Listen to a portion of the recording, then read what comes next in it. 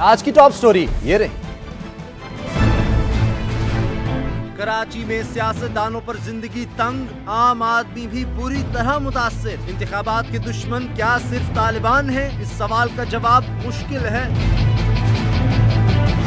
रोशनियों के शहर में नफसा नफसी का आलम है। हर कोई खुद को मजलूम कह रहा है। तालिबान के कहर से बचने वाले भी कह रहे हैं कि सिर्फ वो ही निशाने पर हैं। सियासी जमातों को एक और नई मुश्किल का सामना, जाती हमलों से गुरेज करना होगा। बाहमी इल्जाम तराशियों के आदी इंतखाबी मुहिम कैसे चलाएंगे? पीपल्स पार्टी की इंतखाबी मुहिम इल्जामाती इश्तिहारों तक महदूद है। इलेक्शन कमीशन का फैसला सबसे ज्यादा पीपल्स पार्टी को तंग करेगा।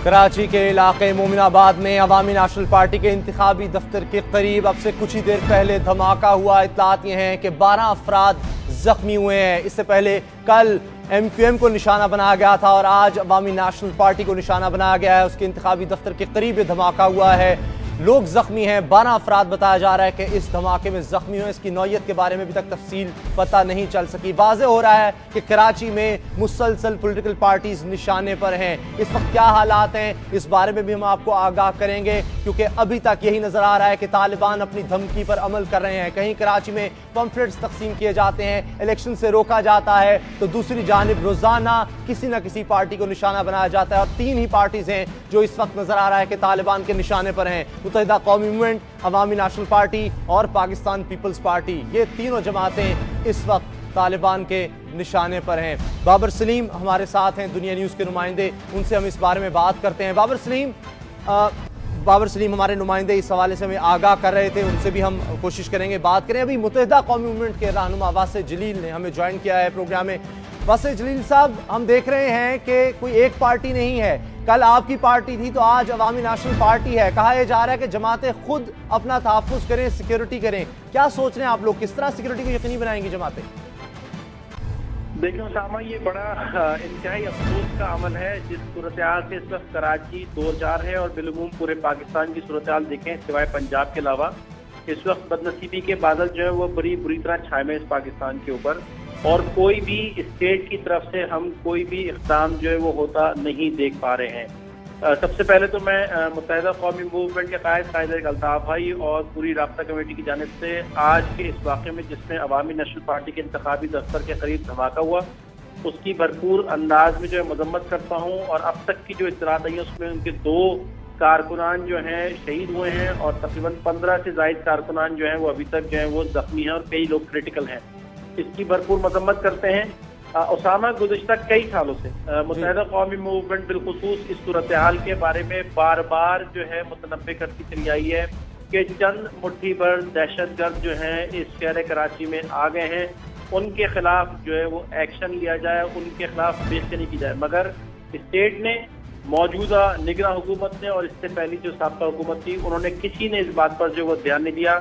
और आज सूरत हाल ये हुई कि अब जो है वो इलेक्शन जब हमारे सर पर आ गए 2 हफ्ते के अंदर यहाँ पर जो है वो शहर के अंदर आप इलेक्शन एक्टिविटीज कंडक्ट जो है वो नहीं कर सकते।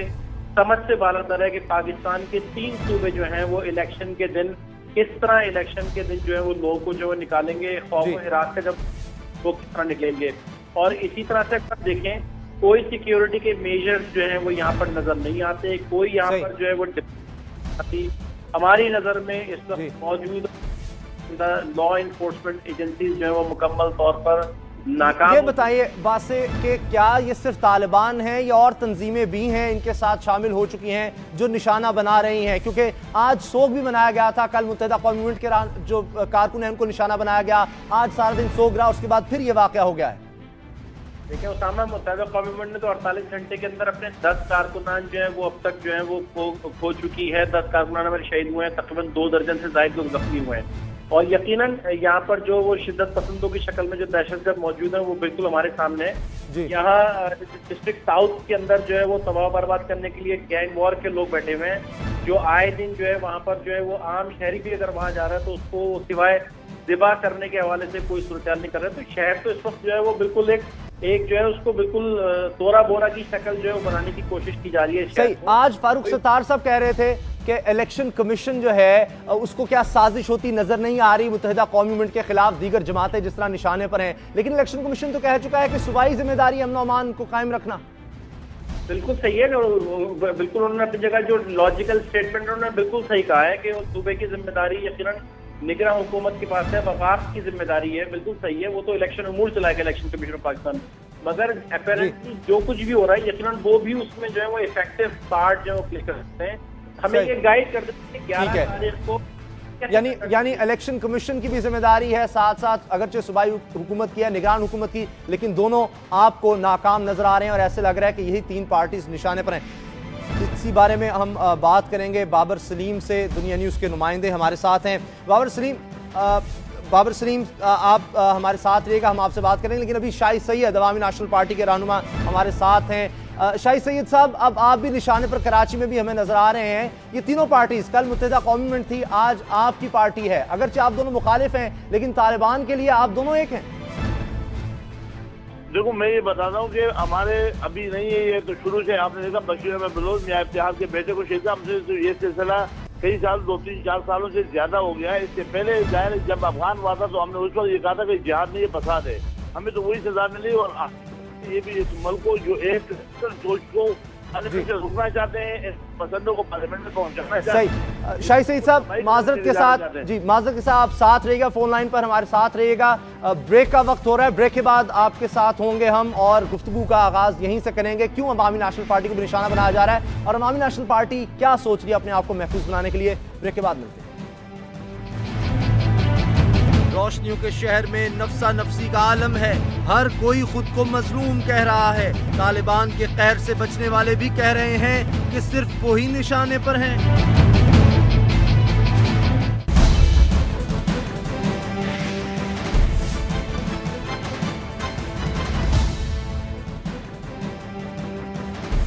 अब से कुछ देर पहले कराची में अवामी नेशनल पार्टी को निशाना बनाया गया, कुछ लोगों के जाँ बाक होने की इत्तला है और आखिरी इत्तला तक ये बताया जा रहा था कि 12 अफराद जख्मी हुए हैं। और यही नहीं, आज कराची में यौम सोग था, MQM की कॉल थी, सो कराची जुमे की नमाज तक मुकम्मल तौर पर बंद रहा। कराची में बेअमनी की एक लंबी तारीख है, अब के जो खून खराबा है इसके पीछे इंतखाबी अमल से अदावत करार दी जा रही है, लेकिन कराची आम दिनों में भी बारूद के ढेर पर ही रहा है। बेअमनी के राज की वजह भत्ता माफिया, लैंड माफिया, असलाह माफिया रहे तो कभी ये किश्तो खून सियासी रंजिशों की बिना पर हुआ। रंगो नस्ल कभी माओ की गोदे उजड़ने की वजह बनी तो कभी ये खेल जुबान और इलाकायत के लिए खेला गया। कराची की हालत जार देखकर साहिर लुधियानवी याद आ रहे हैं। बर्तरी के सबूत की खातिर खून बहाना ही क्या जरूरी है, घर की तारीकियां मिटाने को घर जलाना ही क्या जरूरी है। जंग के और भी तो मैदान हैं, सिर्फ मैदान किश्तो खूं ही नहीं। हासिले जिंदगी खिर्द भी है, हासिले जिंदगी जुनू ही नहीं। आओ इस तीरा बख्त दुनिया में फिक्र की रोशनी को आम करें, अमन को जिनसे तकवीयत पहुंचे ऐसी जंगों का एहतिमाम करें।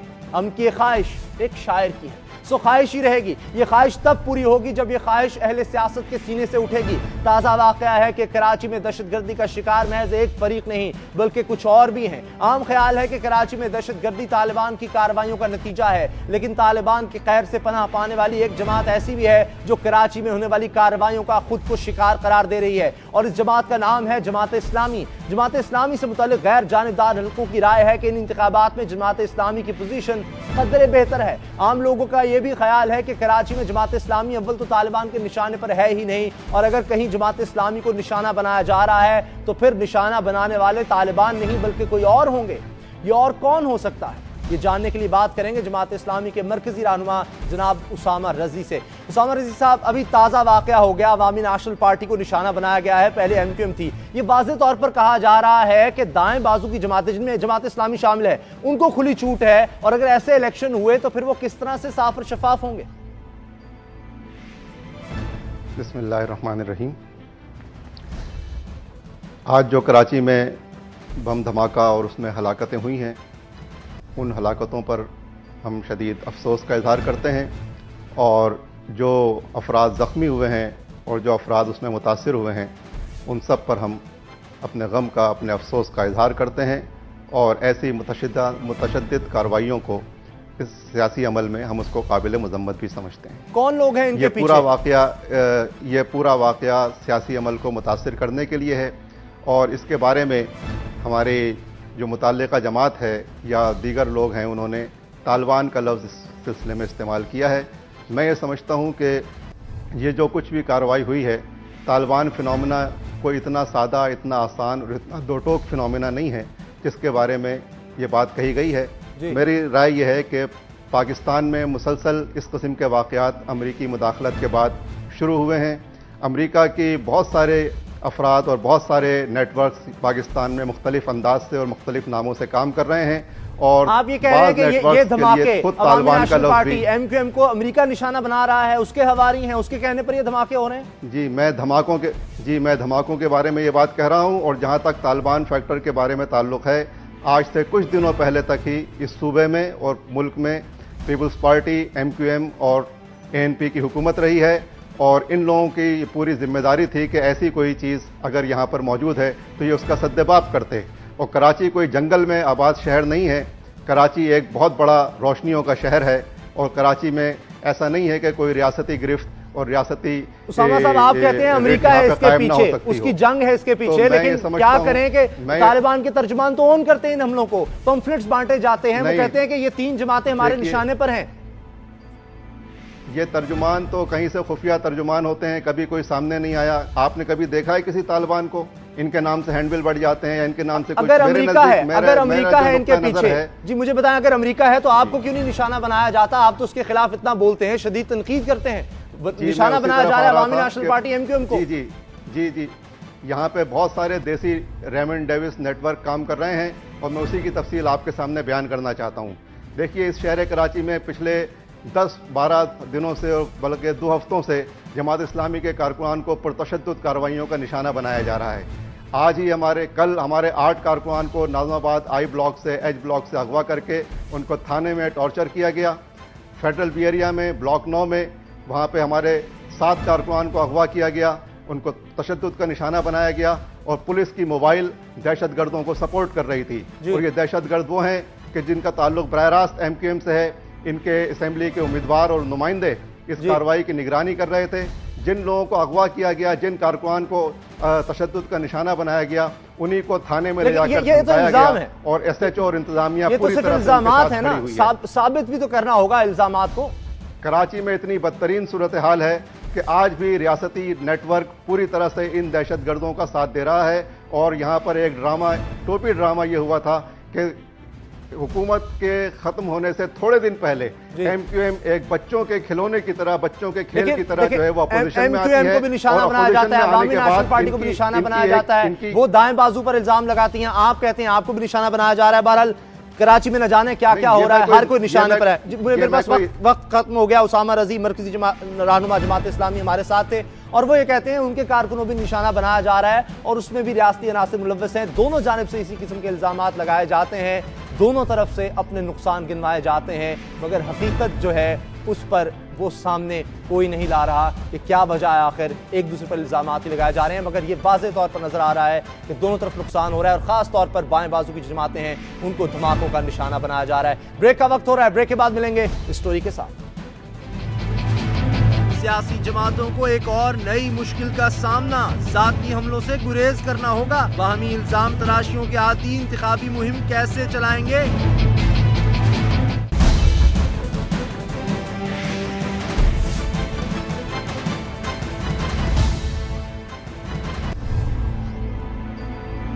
खबर यह है कि इलेक्शन कमीशन ने सियासी जमातों और उम्मीदवारों को मुखालफिन पर जाती तनकीद से रोक दिया है। इलेक्शन कमीशन का कहना है कि जाती तनकीद ज़ाब्ता अखलाक की खिलाफ वर्जी है।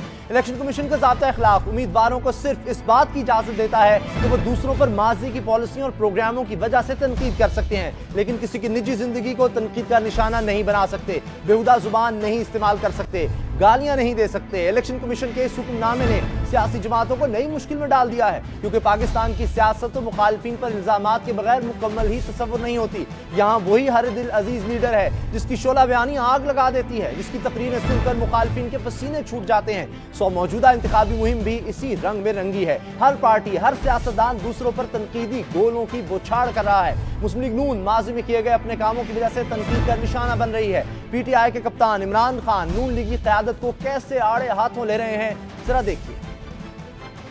4 दफा वादे किए कि अगर मैंने लोड शेडिंग खत्म ना की मेरा नाम शहबाज शरीफ नहीं है। तो शहबाज शरीफ अब आपका क्या नाम है? नाम तो बताओ क्या है? मैं जानता हूं उसका नाम क्या है, शहबाज शरीफ। शहबाज शरीफ, आपको तो फिल्मों में काम करना चाहिए। नवाज शरीफ क्यों इतने डरपोक हो?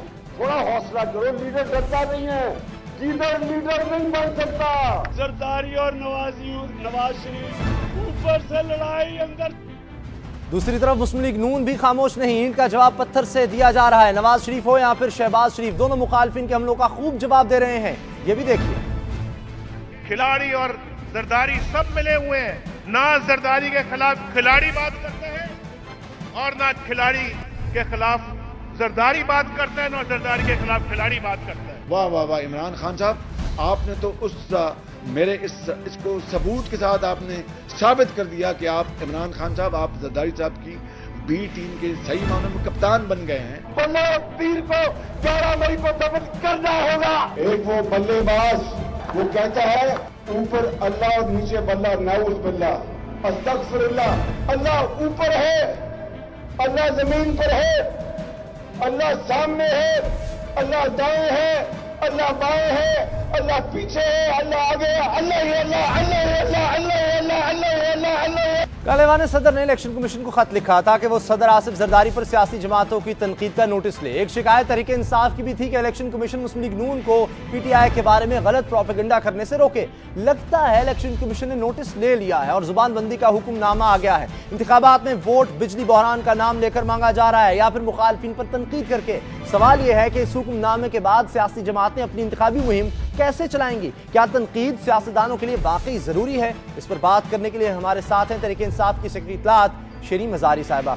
शरीन साहिबा, क्या ये सिलसिला अब रुक जाएगा? आपने भी शिकायत की थी इलेक्शन कमीशन से, ये जो इल्जामात हम देख रहे हैं ये बंद हो जाएंगे? देखें जी, इल्जामात जो पर्सनल लाइफ पे हैं वो तो बिल्कुल नहीं होने चाहिए। हम भी कहते हैं, हम जो तनकीद कर रहे हैं वो PMLN की, PPP की हुकूमत की परफॉर्मेंस पे कर रहे हैं। जो इनका जोड़ तोड़ रहा है, जो मुकमुका रहा है, वो सियासी मुकमुका है, उस पर हम तनकीद कर रहे हैं। तो मैं समझती हूँ वो हक बनता है हमारा, क्योंकि आखिर पिछली हुकूमत की तनकीद करेंगे, लोगों को बताएंगे, एक्सपोज करेंगे कि इन्होंने डिलीवर नहीं किया। ये तो एक जमहूरियत का हिस्सा है, लेकिन पर्सनल अटैक किसी की पर्सनल लाइफ पे करना वो खान साहब हरगिज नहीं कर रहे। शोबाज शरीफ कहना, फिल्म में काम करने का मशवरा देना, दूसरे को गीदड़ कहना, ये आपका ख्याल है पॉलिसी पर तनकीद है?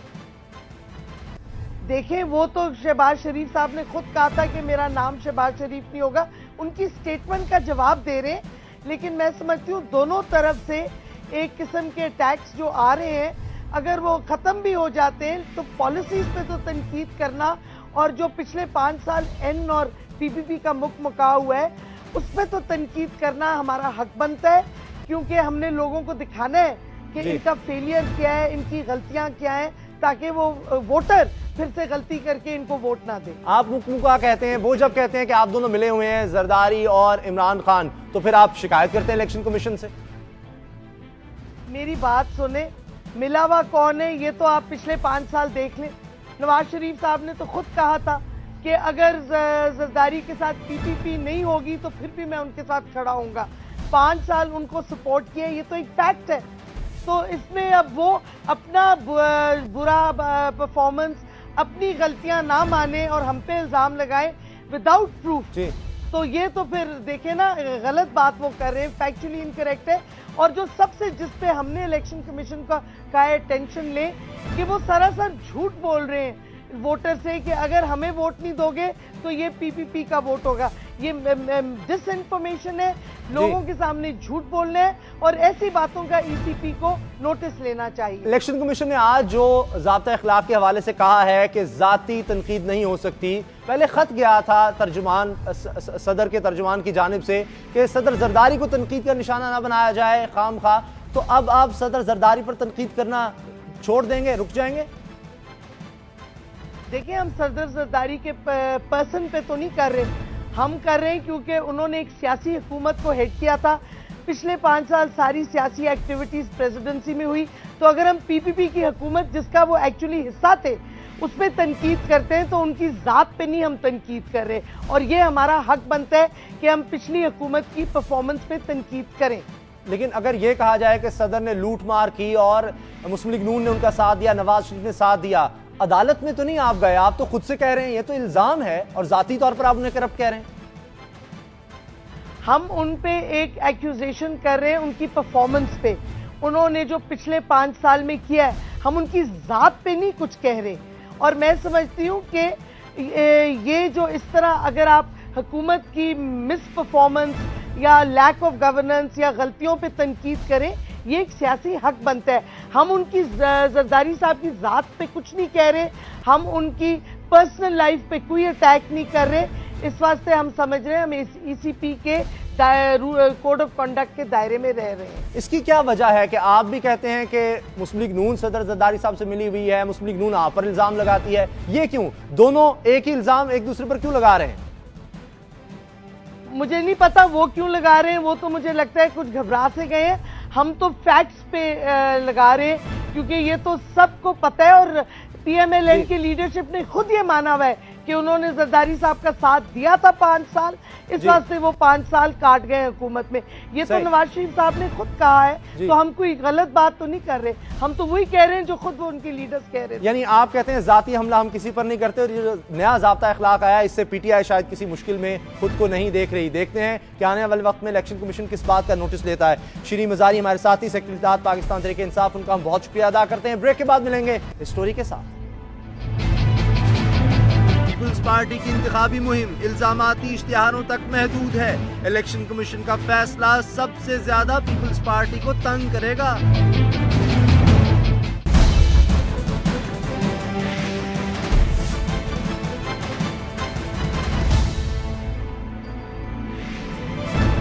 इंतखाबात में सिर्फ 15 दिन रह गए हैं, मगर इंतखाबी मंजरनामे पर पीपल्स पार्टी दूर दूर तक नजर नहीं आ रही। पंजाब में मुस्लिम लीग नून बड़े बड़े जलसे कर रही है, एक दिन में 2-2 जलसे। तहरीक इंसाफ की इंतखाबी मुहिम को भी मुतासिर कुन करार दिया जा रहा है। जमात इस्लामी के रहनुमा वोटर से राब्तों में मसरूफ हैं। जमीयत उलमा इस्लाम फे के भी बड़े बड़े जलसे हो रहे हैं, मगर पीपल्स पार्टी कहाँ है? वही पीपल्स पार्टी जो कल तक हुकूमत में थी और जिसे चारों सूबों की जंजीर कहा जाता है। इसकी इंतखाबी मुहिम सिर्फ इल्जामाती इश्तिहारों तक ही महदूद होकर रह गई है। माना खैबर पख्तूनख्वा और बलोचिस्तान में इसे दहशतगर्दों से ज्यादा खतरा है, मगर वो पंजाब में है, ना अपने गढ़ कहलाने वाले सिंध में। गो बिलावल भुट्टो जरदारी अवामी राब्ता मुहिम का आगाज वीडियो पैगाम से कर चुके हैं, चाहे मुखालफिन इसे ज्यादा मुतासर कुन नहीं समझते। खबर यह भी है कि बिलावल भुट्टो जरदारी दुबई पधार गए, कब वापस आएंगे ये भी देखते हैं।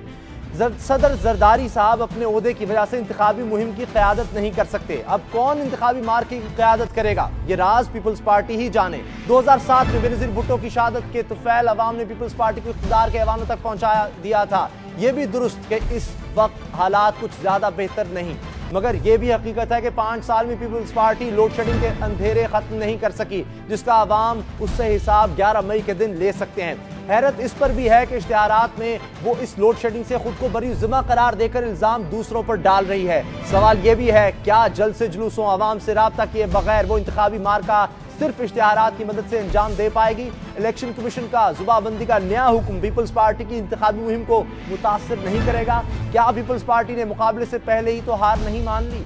इस पर बात करेंगे। हमारे साथ है पाकिस्तान पीपल्स पार्टी की रहनुमा पलविशा खान। पलविशा, सबसे पहले तो ये बताएं कि ऐवान सदर की जानिब से शिकायत गई इलेक्शन कमीशन को, उसके बाद एक हुक्मनामा आ गया है, जाती तनकीद नहीं की जा सकती, लेकिन शहबाज शरीफ साहब के बारे में जो पाकिस्तान पीपल्स पार्टी ने इश्तिहार बना दिया लोड शेडिंग का, वो किस जुमरे में आता है?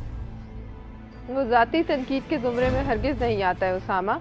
वो एक पॉलिसी में तजाद है जो सामने लाना हमारा हक है। जहाँ तक ज़ाती तनकीद की बात है, एक तरफ तो सदर मुमलिकत अपने ओहदे की वजह से सियासत से अलग हो गए, अब वो कोई अपनी दिफा में भी बयान नहीं जारी कर रहे हैं, और दूसरी तरफ इन लोगों को जो एक मखसूस सोच रखने वाले दहशतगर्दों के साथ हाथ मिलाए बैठे हैं, उनको खुली छूट दे दी गई कि वो सदर जरदारी पर हर किस्म के हमले करें और पीपल्स पार्टी की क़यादत को तनकीद का निशाना बनाएं। लेकिन मुझे ऐसे लगता है कि हमारी कैंपेन जो है हमसे बेहतर तो ये चला रहे हैं, क्योंकि इनकी तो मेरे ख्याल में जब तक कि शायद रात को सोते में ख्वाब में भी ये इस फोबिया में सदर जरदारी के फोबिया में ये जो है ये उसमें कैद हैं, और जब तक दिन में ये उनका नाम 100 दफा ना लें तो इनको शायद खाना भी हजम नहीं होता। लेकिन आपने कोई भी सदर जरदारी पार्टी की कैंपेन दोनों एक दूसरे पर इल्जाम लगा रहे हैं कि पीटीआई कहती है नून लीग सदर जरदारी से मिली हुई है, बार बार नाम लेती है, नून लीग जो है पीटीआई पर, आखिर क्या वजह कि उनके साथ पीपल्स पार्टी के साथ कोई मंसूब नहीं होना? मैं वजह बता रही हूँ, ये मंसूब होने की बात नहीं है, ये बात वो है कि इनकी सियासत का महवर है ही सदर जरदारी, इनकी अपनी कोई पॉलिसी है ही नहीं, इनकी अपनी कोई ऐसी चीज है ही नहीं जो ये सामने पेश कर सके सवाए 9 किलोमीटर की एक बस के। और दूसरी तरफ वो लोग जो कहते हैं कि लोगों ने बारियां लगाई 5-5 दफा इक्तदार में, तो आप ये क्यों नहीं कहते कि आपको 16 साल से लोगों ने रद्द किया हर इलेक्शन में? ये भी एक हकीकत है कि आप बार बार रद्द हुए अवाम के हाथों। और मैं आपको ये बताऊं कि पाकिस्तान पीपल्स पार्टी की, उसामा प्लीज मुझे कहने दें, ये मीडिया में एक कैंपेन चल रही है, आई वांट टू, आज आप मुझे please bail me out on this, कि एक तरफ धमाकों की गूंज है, खून की होली है, और दूसरी तरफ भंगड़े की थाप पर ये चंद पार्टियां जो आवाम के खून से हाथ जिन्होंने रंगे उनसे सौदा करके इक़्तिदार के अंदर आना चाह रही हैं। क्या ये फेयर इलेक्शन है? क्या आपको पता नहीं कि किस तरीके से इलेक्शन, मैं समझती हूँ पाकिस्तान पीपल्स पार्टी की कैंपेन अवाम चलाएगी, पाकिस्तान की अवाम चलाएगी, क्योंकि वो देख रहे हैं कि क्या हो रहा है, कौन जाने दे रहा है, रोज सदर साहब सियासत में हिस्सा ले नहीं सकते, पाकिस्तान की अवाम कर रहे हैं। लोग देख रहे हैं कि एक तरफ भंगड़े की थाप पे रोज रक्स हो रहा है, दूसरी तरफ ये जो जाने दी जा रही है, ये कौन है? ये पाकिस्तानी नहीं है, यानी पीपल्स पार्टी जल्द से जुलूस नहीं करेगी। हम लोग सब कुछ करेंगे, लेकिन अवाम हमारी कैंपेन को लीड करेगी। मैं आज आपको बताती हूँ, मैंने जो अभी धमाके देखे हैं, जो मैं कई दिनों से देख रही हूँ कि किस तरीके से पाकिस्तान के अवाम क्या इतने बेवकूफ हैं, उनको नहीं पता कि किसने सौदा किया हुआ है। ये नया पाकिस्तान, मैं नौजवानों को कहती हूँ कि वो आंखें खोलें, वो शायद आजादी से सांस भी नहीं ले क्या इन धमाकों की वजह से, तालिबान के थ्रेट की वजह से पाकिस्तान पीपल्स पार्टी बाहर नहीं आएगी? कोई जल्द से जुलूस नहीं होंगे? पाकिस्तान पीपल्स पार्टी अभी भी बाहर है, लेकिन कोई बताइए, रोजाना हम 2-2 जलसे देख रहे हैं पाकिस्तान तहरीक इंसाफ के, नून लीग के। हम कोई लाश अपने लीडर की नहीं उठाना चाहते हैं, लेकिन हम इस बात पे कॉन्फिडेंट है कि अवाम ये देख रही है और अवाम को पता है। हम जलसे भी कर रहे हैं, जुलूस भी अपने अपने जिलों में तमाम पॉलिटिकल हमारे लीडर्स कर रहे हैं, हमारे कैंडिडेट्स कर रहे हैं, लेकिन ये नौजवान भी देख लें कि क्या वो आजादी से, ये नया पाकिस्तान है, ये वो पाकिस्तान है जहाँ वो सांस भी नहीं ले सकेंगे, ये वो पाकिस्तान है जहाँ अवाम से इक़्तिदार का सौदा, उनके जो जाने 50,000 जाने दी गई है उसको खून से आप जो कह रही हैं डोर टू डोर कैंपेन हो, अवाम अगर ये मुहिम चलाएंगे, आपका ख्याल है फिर पीपल्स पार्टी कामयाब हो जाएगी बगैर जलसों के, बगैर इस तरह मुहिम से, सिर्फ इश्तिहारों से? इस बात पे कामयाब होगी कि पीपल्स, मैं कहती हूँ ये खून की जो हमारा नारा है, ये बाजी खून की बाजी। आज आप देख लीजिए वो तमाम पॉलिटिकल पार्टीज जो पाकिस्तान के अवाम के तहफ़्फ़ुज़ के लिए खड़ी रही, आज उनको चुन चुन के मारा जा रहा है। और वो लोग, आपकी बात सही है, आपकी बात सही है बल्बिशा, लेकिन लोड शेडिंग आप देखिए खुद, हम एड्स भी, मेरी बात सुने, हम एड्स भी लोड शेडिंग के बारे में देख रहे हैं। क्या लोड शेडिंग भी अवाम का मसला नहीं है? 5 साल में हल नहीं हो सका, अब सिर्फ इश्तिहारबाजी हो रही है। क्या जान अवाम का मसला नहीं है? क्या इन लोगों ने जाने नहीं दी है? क्या इन पॉलिटिकल पार्टीज के लीडरों ने जाने नहीं दी है? लोड शेडिंग का जवाब तो वो दे जो 18वीं तरमीम के बाद 1 मेगावाट लोड शेडिंग पैदा नहीं कर सके। तमाम उन्होंने एनएफसी अवार्ड के बाद तमाम रिसोर्सेज जो है वो सूबों में चली गई। उसके बाद आप क्यों नहीं पूछते कि पंजाब में कितने मेगावाट बिजली पैदा हुई है, क्या कारकर्दगी रही? उनसे भी तो पूछिए। हमने तो एनएफसी अवार्ड के बाद तमाम रिसोर्सेज दे दी गई, 65% पाकिस्तान पे जो लोग काबिज रहे। और जो नए पाकिस्तान की बात करते हैं वो तो रद्दशुदा लोग हैं, वो तो वो लोग हैं जिनको मुझे बताएं, 16 साल हुए लोगों को रद्द। मैं आपकी बात मान लेता हूं, मुझे बताएं, जिस तरह बिलावल भुट्टो जरदारी साहब ने वीडियो पैगाम के जरिए कुछ आगाज तो किया था, क्या इस तरह से कोई जलसे वगैरह हो सकेंगे या वो भी नहीं? बिल्कुल होंगे उसामा, लेकिन आप एक बात प्लीज, आप जैसे लोग जो कि एक बैलेंस्ड बात करते हैं, आवाम को यह बताइए कि एक तरफ खून की बाजी हो रही है, खून की होली है, रोज लाशें गिर रही हैं और दूसरी तरफ ये लोग दंदनाते फिर रहे हैं। ये कहाँ का इंसाफ है? हमारा क्या कसूर है कि हमने यही पाकिस्तान पीपल्स पार्टी, MQM, अवामी नेशनल पार्टी चूंकि दहशतगर्दों के निशानों पर हैं, इसलिए इनके लिए मुश्किल है। और आप जिस तरह कह रही हैं कि हम किसी और लीडर की अब जो है जान नहीं समझते कि जानी चाहिए, लिहाजा इस तरह से बड़े पैमाने पर जल्द से जुलूस नहीं देख सकेंगे पाकिस्तान पीपल्स पार्टी की जानिब से। बलविशा खान हमारे साथ ही पाकिस्तान पीपल्स पार्टी के रहनुमा, उनका हम शुक्रिया अदा करते हैं। प्रोग्राम देखने का बहुत शुक्रिया। दुआ में याद रखिएगा, अल्लाह ताला आपको नफरतों और औलाद के गम से महफूज रखे। अल्लाह हाफिज।